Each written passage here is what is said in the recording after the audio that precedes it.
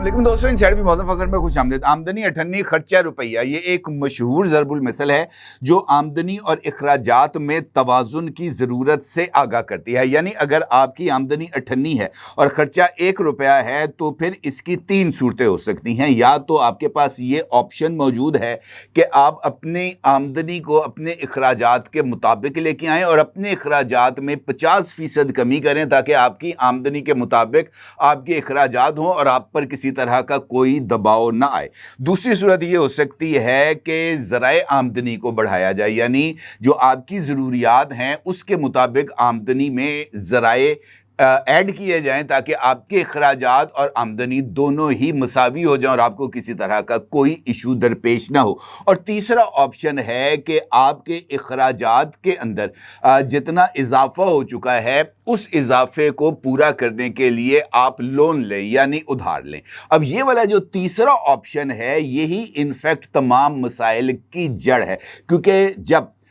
इंसान का अपने जो अखराजात हैं उस पर अगर कर्ज का घुन लग जाए यानी दीमक लग जाए तो फिर आपका पूरे का पूरा स्ट्रक्चर ही तबाह बर्बाद होकर रह जाता है। क्योंकि जो ये इजाफी अखराजात हैं 50 पैसे के यानी 8 आने के, तो उसको पूरा करने के लिए जब आप उधार लेंगे तो अगले महीने आपके जो अखराजात हैं वो हो जाएंगे 1 रुपया और आपकी आमदनी रह जाएगी 50, और फिर आप एक ऐसे विशेष साइकिल के अंदर अपनी ज़िंदगी को गुजारेंगे जिसके बाद ना तो आपकी आमदनी में इजाफा होगा और ना ही आपके अखराजात में कमी होगी, दोनों चीज़ें बढ़ती चली जाएंगी। यही सूरत हाल पाकिस्तान की मईशत की है। आज जब वफाकी वज़ीर ख़जाना जनाब मोहम्मद औरंगज़ेब साहब ने बजट पेश किया और बजट के हवाले से इस वक्त बहुत सारी इंफॉर्मेशन आपके पास मौजूद होगी, लेकिन बुनियादी सवाल मेरे नज़दीक ये है कि क्या पाकिस्तान के वफाकी वज़ीर ख़जाना और पाकिस्तान की हुकूमत ने अपनी आमदनी और अखराजात में तवाज़ुन के लिए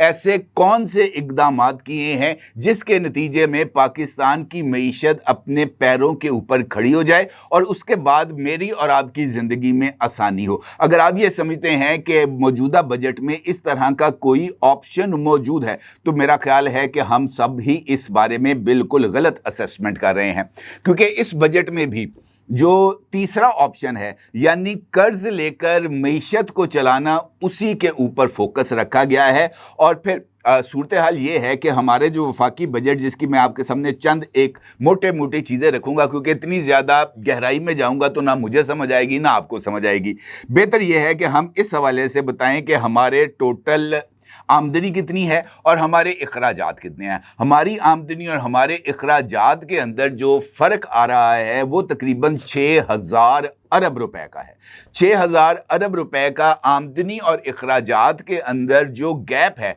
वो हमने पूरा करना है कर्ज लेकर, यानी हमने अपनी ज़राए आमदनी में इजाफा करने के ऑप्शन को भी कबूल नहीं किया और हुकूमती अखराजात को कम करने के ऑप्शन के ऊपर भी गौर नहीं किया और हमने गैर ज़रूरी जो अखराजात हैं उसके ऊपर काबू पाने की भी किसी तरह की कोई हिकमत अमली नहीं अपनाई। हद तो ये है कि वफाकी बजट पेश करने से महज 2 दिन कबल स्पीकर नेशनल असम्बली और चेयरमैन सेनेट दोनों की तनख्वाहों में 600% इजाफा कर दिया गया। अगर हमने इस तरह के अखराजात करने हैं, अगर हमने इस तरह के अखराजात करने के बाद कौम को कुर्बानी देने का दर्स देना है तो फिर हमारी ये सारी की सारी एक्टिविटीज़ ही मुकम्मल तौर पर ज़ाया हो जाएंगी। अब ये जो मजमूई अखराजात जिनका मैंने आपके साथ जिक्र किया है, इस मजमूई अखराजात में 2 अखराजात सबसे ज़्यादा बड़े अखराजात हैं। उनमें से सबसे बड़ा खर्चा है कर्ज़ों पर सूद का। जो कर्ज़े हमने लिए हैं अपने अखराजात को पूरा करने के लिए,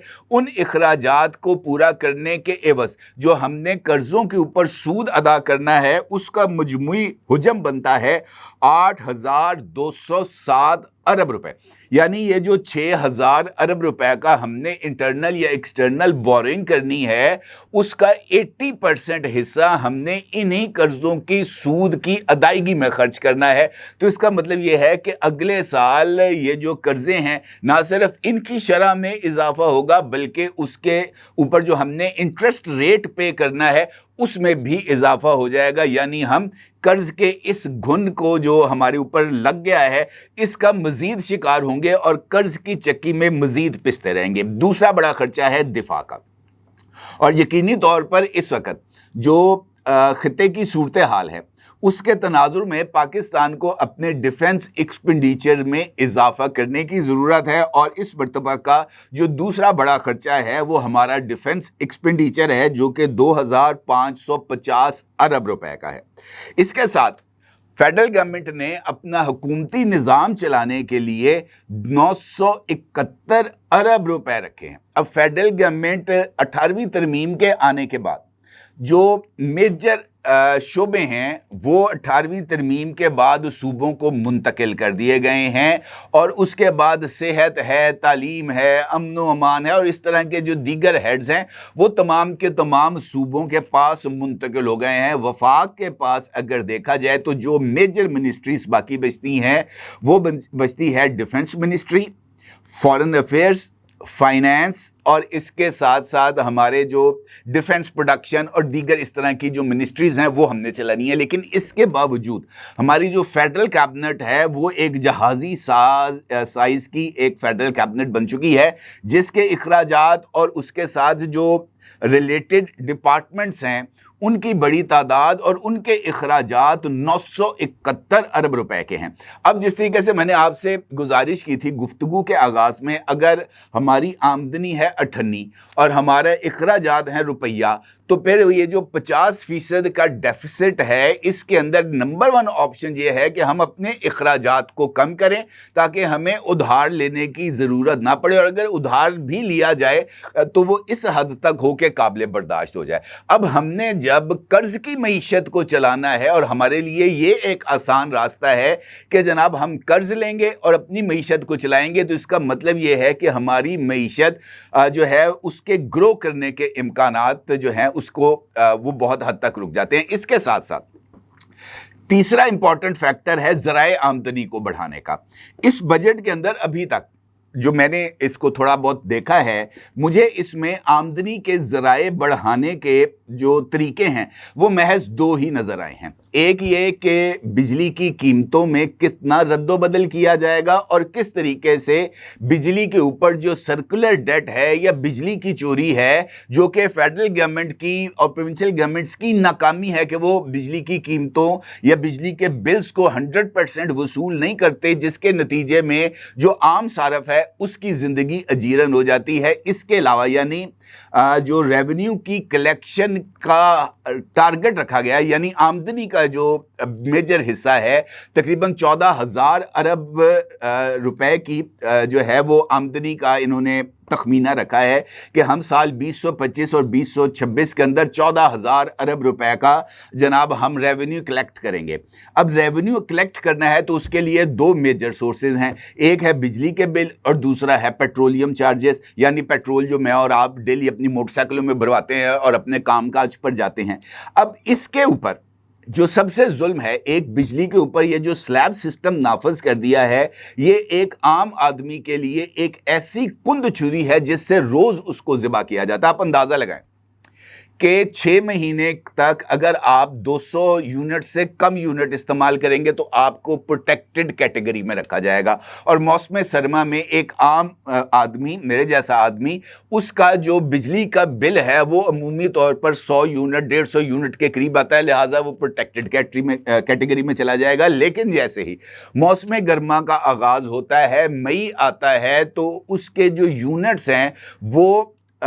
पहले अगर 150 इस्तेमाल करता है तो वो 201 यूनिट्स पर चला जाएगा, तो महज 1 यूनिट ऊपर जाने पर वो प्रोटेक्टेड कैटेगरी से निकल जाएगा, नॉन प्रोटेक्टेड कैटेगरी में आ जाएगा, और अगले 6 महीने उसको ऊपर जो बिल नाफिजुल अमल होगा वो नॉन प्रोटेक्टेड सारिफ के तौर पर उसको कंसिडर किया जाएगा, और उसके ऊपर जो टैरिफ है बिजली का जो उसने बिल पे करना है वो तकरीबन 38 से 40 रुपए पर यूनिट पे करेगा। और इसी तरीके से जैसे जैसे यूनिट्स की तादाद में इजाफा होता चला जाएगा, बिल उसी तनासुब से बढ़ता चला जाएगा। ये एक ऐसा जुल्म है जो पाकिस्तान की आवाम के साथ किया जा रहा है। दूसरा इंपॉर्टेंट रेवेन्यू कलेक्शन का जो टूल है वो है पेट्रोलियम प्राइसेस। अब वज़ीर ख़ज़ाना ने आमदनी को बढ़ाने का जो तरीका सोचा है उसके मुताबिक, और ये बड़ा दिलचस्प है, मतलब ऐसे नादर ख्यालात जिस जहन पर उतरते हैं उसको तो साथ सलाम करने को ही दिल चाहता है, और सलाम मेरे कौमों में। अच्छा, طریقہ یہ نکالا گیا ہے جناب کہ پیٹرولیم پرائسز میں جو ہم پیٹرولیم ڈیولپمنٹ لیوی جو ہم پے کرتے ہیں یعنی پی ڈی ایل، وہ اس وقت ہے 70 روپے، اس کے اندر 30 روپے کا اضافہ کر دیا گیا ہے، اور اب پیٹرولیم ڈیولپمنٹ لیوی جو ہے وہ چارج کی جائے گی 100 روپے پر، اور اس کے ساتھ پر لیٹر پیٹرول کے اس کو لینے پر 2 روپے کا کاربن ٹیکس بھی نافذ کر دیا گیا ہے۔ اس سے پہلے پی ڈی ایل بھی لگا ہوا ہے اور دیگر جو چارجز ہیں، کون کون سی ڈیوٹیز، وہ بھی اس کے اندر شامل ہیں، اور اب 2 روپے پر لیٹر کا کاربن ٹیکس بھی امپوز کر دیا گیا۔ اور اس سے بڑھ کر یہ کہ پیٹرول خریدنے کے لیے اب یعنی اگر میں جاتا ہوں اپنی بائک پہ کسی بھی پیٹرول پمپ پر پیٹرول خریدنے کے لیے، تو اب مجھے اس کی ڈیجیٹل پیمنٹ کرنی ہے، یعنی یا تو میں جیز کیش سے، ایزی پیسہ سے، ڈیبٹ کارڈ سے یا کریڈٹ کارڈ سے پیمنٹ کروں گا، اور اگر میں میرے یہ تمام سہولیات میرے پاس اویلیبل نہیں ہیں، میرے بینک اکاؤنٹ میں پیسے نہیں ہیں، میرے جیز کیش والیٹ میں یا ایزی پیسہ والیٹ میں پیسے نہیں ہیں، اور میں یہ کہتا ہوں کہ جناب یہ 200 روپیہ یا 300 روپیہ مجھ سے نقد لے لو اور مجھے پیٹرول ڈال دو، تو اس کے عوض مجھے 2 روپے کا ٹیکس پے کرنا ہوگا پر لیٹر کے اوپر، یعنی کیش پیمنٹ چارجز بھی امپوز کر دیے گئے۔ یہ ہے آمدنی بڑھانے کا طریقہ جو ہمارے وزیر موصوف یا ہماری گورنمنٹ نے اڈاپٹ کیا ہے مجھے اور آپ کو ریلیف دینے کے لیے، اور اس کے اوپر اس بات کا احسان جتایا جا رہا ہے کہ جناب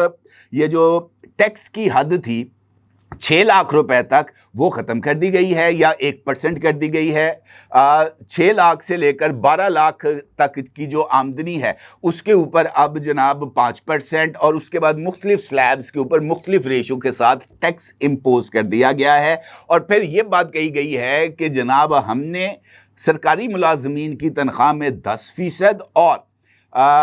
پینشنرز میں یعنی جو ریٹائرڈ ہو چکے ہیں سرکاری ملازمین، ان کی پینشن میں 7% کا اضافہ کیا ہے، اور اس کے اوپر اتنا تقریباً کوئی ان کا یہ کہنا تھا کہ 600-700 ارب روپے کا اضافی بوجھ آیا گورنمنٹ پر، اور گورنمنٹ نے بھی چونکہ ان اخراجات کو پورا کرنا ہے لہٰذا ہم نے انڈائریکٹڈ ٹیکسز کی مد میں اضافہ کر دیا ہے۔ اب آپ اس بات سے اندازہ لگائیں، میں نے یہ جیسے کہتے ہیں نا ستم بالائے ستم، یہ جو لوگ جس طریقے سے سوچتے ہیں نا اس کی محض سے شاید تھاٹ پروسیس کے اندر کوئی ایک عجیب و غریب قسم کا نقص ہے جس کا شاید ابھی تک کوئی علاج دریافت نہیں ہو سکا۔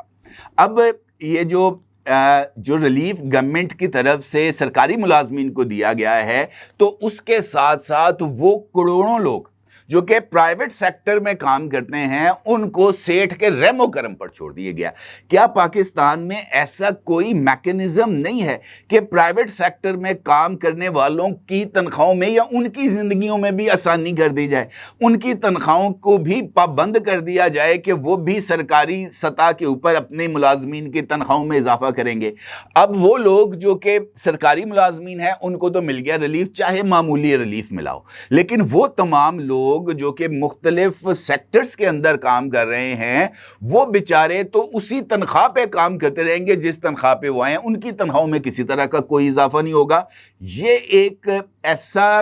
جبر کا نظام ہے جس کے اوپر ہم سب کو آواز اٹھانی چاہیے کہ پرائیویٹ سیکٹر میں رہنے والوں کو زندگی گزارنے کا کوئی حق نہیں ہے، انہیں اس بات کا کوئی حق نہیں ہے کہ جناب وہ بھی کو 2 دن اپنی زندگی کے سکھ چین سے گزار لیں۔ اس کے اوپر یہ دعویٰ کیا جاتا ہے کہ جناب پرائیویٹ سیکٹرز کی تنخواہیں بہت زیادہ ہیں، پرائیویٹ سیکٹرز کے وہ لوگ جن کا کام ہی استحصال کرنا ہے یا اس استحصالی نظام کا حصہ بننا ہے، ان کی تنخواہیں تو یقیناً زیادہ ہوں گی۔ میں آپ کو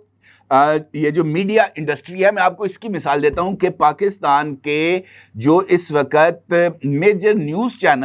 چینلز ہیں وہاں پر بھی 1-2 کو چھوڑ کے کسی کو بھی ریگولر تنخواہ نہیں ملتی۔ آج بھی پاکستان کا سب سے بڑے اخبار میں جو رپورٹر یا سب ایڈیٹر ہے اس کی زیادہ سے زیادہ تنخواہ 30 سے 35 ہزار روپے، آج کے دور میں 2025 میں بھی، اور اس کے اوپر ظلم یہ ہے کہ گزشتہ 6 سے 8 ماہ میں تنخواہ ہی ادا نہیں کی گئی۔ تو یہ وہ ظلم کی چکی ہے سیٹھ کے نظام میں جہاں پر عام آدمی کو، ایک کارکن کو زندگی گزارنا اس کے لیے دشوار ہے۔ آپ مجھے بتائیں اس بجٹ میں انڈسٹری کو چلانے کے لیے کون سا انیشیٹو لیا گیا ہے؟ بھئی انڈسٹری تو اسی صورت میں چلے گی نا جب بجلی کی قیمت کم ہوگی، جب جو را مٹیریل ہے اس کے اوپر ٹیکسیشن میں کمی آئے گی، تبھی انڈسٹری کھلے گی، لوگوں کو روزگار ملے گا۔ لیکن اگر بجلی کی قیمت، گیس کی قیمت اور ٹیکسیشن سیم سطح پر رہیں گے تو انڈسٹری کس نے کھولنی ہے؟ وہ تو تالے لگے ہوئے ہیں، لوگ بے روزگار ہیں، جو جن کو ہنر مند ہے وہ بے روزگار بیٹھے ہیں گھروں پر۔ تو ایسی صورتحال میں ہم اگر اس بات کا دعویٰ کریں کہ اگلے سال یہاں پر دودھ اور شہد کی نہریں بہنا شروع ہو جائیں گی تو یہ ایک احمقانہ خیال ہے، کیونکہ جب تک آمدنی کے مطابق اخراجات نہیں رکھے جائیں گے ترقی کا راستہ نہیں کھلے گا۔ قرض سے نجات کے لیے ضروری ہے کہ آمدنی کے ذرائع میں اضافہ کیا جائے یا آمدنی کے مطابق اخراجات کیے جائیں، تیسرا کوئی جو ہے وہ طریقہ کار اویلیبل ہے ہی نہیں۔ دنیا میں کسی جگہ پر یہ طریقہ کار اویلیبل نہیں ہے، چاہے گھر ہے، چاہے دفتر ہے، چاہے ملک ہے، چاہے صوبہ ہے۔ اس کو چلانے کے لیے سب سے بہتر طریقہ ہے کہ اخراجات میں کمی کی جائے۔ یہاں پر وزیر اعظم آفس کا یا پریزیڈنٹ آفس کا جو اس کے لیے اینول ایلوکیشن ہے، اگر آپ بجٹ بکس کے اندر دیکھیں گے تو آپ کو وہاں پر بھی اضافہ نظر آئے گا۔ ایسے میں اپوزیشن عمران خان کو رہا کرو یا اردلی کے نعرے یا جناب بیٹھ کر باجے بجانا، جھنجھنے بجانا، اس طرح کے بجٹ بکس پھاڑ کر ہوا میں اڑانا، اس جیسے اگر شوبدہ بازی کر کے اس بات کا اظہار کریں گے کہ جناب ہم پاکستان کے حقیقی سجن ہیں، باقی دشمن ہیں، تو اس کا میرے نزدیک وہ سارے ایک ہی تھالی کے چٹے بٹے ہیں، کیونکہ ان کو اس نظام سے بینیفٹ ہوتا ہے۔ ان کی تنخواہیں جب وہ دل کرتے ہیں اس کے اندر 200%، 300%، 600% اضافہ ہو جاتا ہے۔ باقی جائیں بھاڑ میں، جیے یا مرے، نہ اس سے ہمیں کوئی پرواہ ہے اور نہ ہی اس کی کسی کو پرواہ ہے۔ اپنے اگر ضرور اظہار کیجیے گا۔ آپ کو بہت شکریہ۔ اللہ حافظ۔